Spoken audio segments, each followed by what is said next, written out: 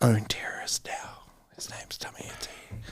And at the time, Tami was actually in jail, and they were trying to pin terrorist charges on him for what had happened up in the Uruweras. You know, and this piece kind of moulded both Osama bin Laden and Tami's face together. And the kōrero was around, you know, the media's manipulation and the way that they perceive Māori to Aotearoa. We've got this terrorist. Beware this Māori.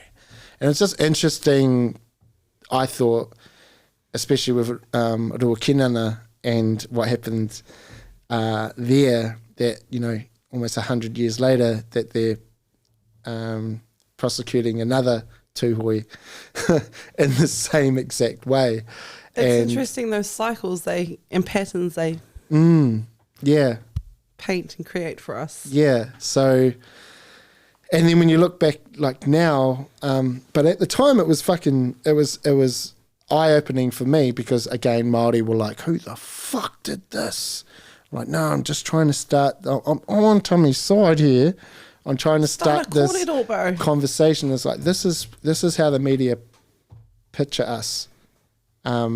This is actually what the entire country thinks of this person.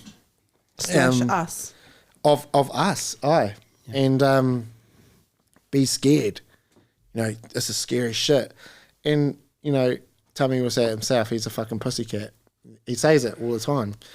And you're just like, the fear that they created after those raids. So it also talked about, well, what did you guys do to an entire community? You went in and terrorized an entire community trying to hunt for the so-called terrorist. So yeah, that's where I was coming from with this piece. But when you know, that's why art's so subjective. When people are looking at it, they're like, and a lot of Māori were like, and Maria is Tami's wife, was like, who the fuck did this? You know? And she was just like, scared? Because I was scared. Yeah. And, you know, the terrorist is going to come after me now. Yeah, but so it was many years later, and, you know, when I met Maria, and she was like, oh, it's you that did that. And, you know, and now, like, it's interesting, like, because that was the first ever collection I brought out.